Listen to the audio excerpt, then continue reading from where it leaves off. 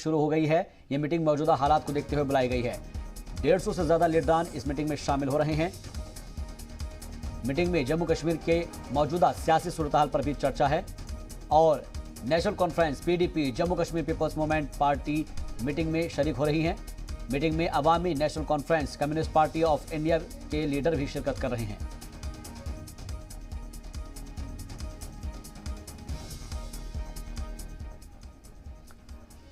और इस खबर पर ज्यादा जानकारी के साथ जी मीडिया नुमाइंदे फारूक वानी हमारे साथ बराह रास्त जुड़ गए हैं। सीधे उनका रुख करते हैं। फारूक, पीएचडी की आज मीटिंग बुलाई गई है, कौन कौन से ऐसे अहम मौजू है जिसके ऊपर चर्चा की जाएगी और कौन कौन लीडरान इसमें शामिल हो रहे हैं? देखिए, जो मीटिंग है वो शुरू हो चुकी है अभी कुछ देर पहले और अभी चल रही है। शुरुआत की गई है मीटिंग में। सभी नेता जो हैं रीजनल पार्टीज़, ख़ास तौर पर पीडीपी की अध्यक्ष महबूबा मुफ्ती, नेशनल कॉन्फ्रेंस के अध्यक्ष फ़ारूक अब्दुल्ला और जो कि पीएचडी के अध्यक्ष भी हैं फ़ारूक अब्दुल्ला, वो इसकी सदारत करेंगे इस मीटिंग की।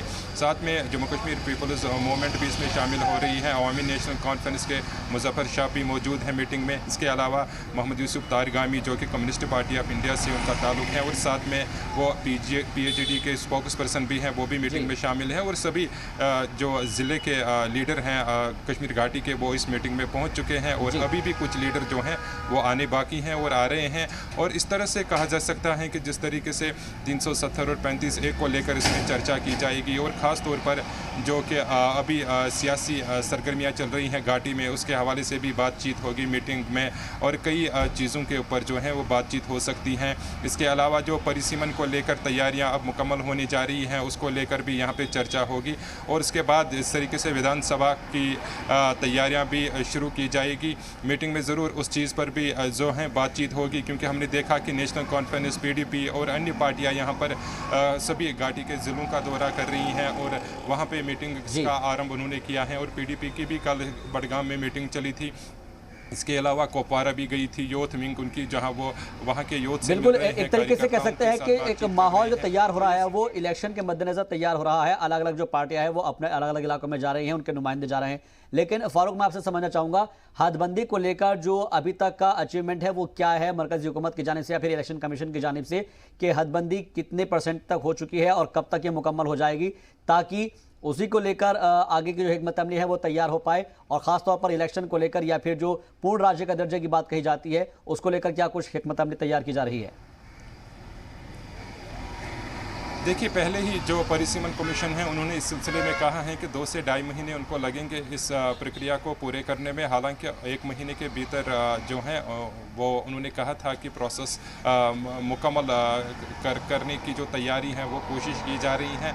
लेकिन उन्होंने जो समय दिया था उसके अनुसार अभी बाकी समय है उनके पास, तो वो उस परिसीमन के जो प्रोसेस हैं उसको पूरा कर सकते हैं। और जम्मू कश्मीर के उपराज्यपाल ने भी जिस तरीके से कहा कि परिसीमन मुकम्मल होने के बाद ही जो विधानसभा के चुनाव के बारे में है प्रक्रिया शुरू की जाएगी, तो उसका इंतज़ार यहाँ पे है सभी रीजनल पार्टीज़ का। और लेकिन ये तय है कि जो ही परिसीमन जो है मुकम्मल किया जाएगा और 7 सीटें बढ़ेगी, उसके तुरंत बाद ही जम्मू कश्मीर में सभी राजनीतिक दलों से जुड़ी पार्टियाँ हैं वो अपनी तैयारियाँ शुरू करेगी और अपने अपने स्तर पर अपने अपने निर्वाचन क्षेत्रों में वो जो है चुनावी प्रक्रिया जो है उसके सिलसिले में वो मीटिंगों का दौर शुरू करेंगे।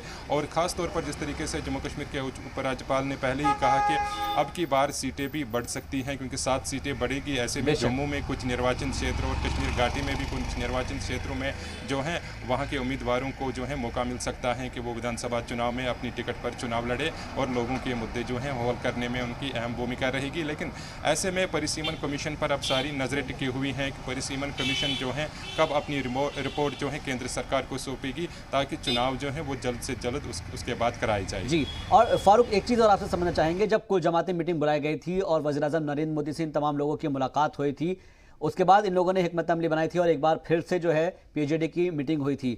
आज एक बार फिर से पीएचडी की मीटिंग बुलाई गई है, तमाम मुद्दों पर बातचीत हो रही है। क्या ये मान के चला जाए कि इसके अंदर जो फैसला होगा उसके बाद जो है मरकजी हुकूमत से रब्ता करने की कोशिश की जाएगी और अपने मौक़िफ़ उनके सामने रखे जाएंगे?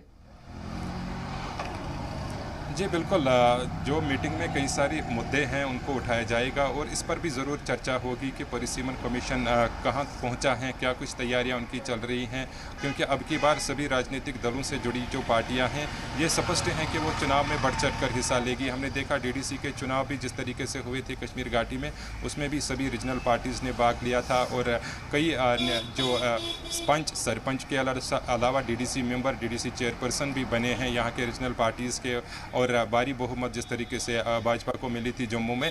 तो ये स्पष्ट है कि अब की बार रीजनल पार्टीज़ का अहम रोल रहेगा जम्मू कश्मीर घाटी में विधानसभा चुनाव को लेकर ही। और इस मीटिंग में भी यही कुछ सामने आएगा, जिस प्रकार से अभी मीटिंग चल रही है और बड़े सभी लीडर जो हैं वो पहुँचे हैं, कुछ कार्यकर्ता भी मीटिंग में शामिल हैं, जो सीनियर वरिष्ठ कार्यकर्ता हैं वो भी सभी पार्टियों के यहाँ पे मौजूद हैं। तो इसमें यही नतीजा निकल सकता है कि जो परिसीमन कमीशन, विधानसभा चुनाव और सियासी सरगर्मियों को लेकर यहाँ पे बातचीत हो सकती है और उसके बाद ही ये कुछ केंद्र सरकार को जो परिसीमन कमीशन है उसके हवाले से भी बातचीत कर सकते हैं।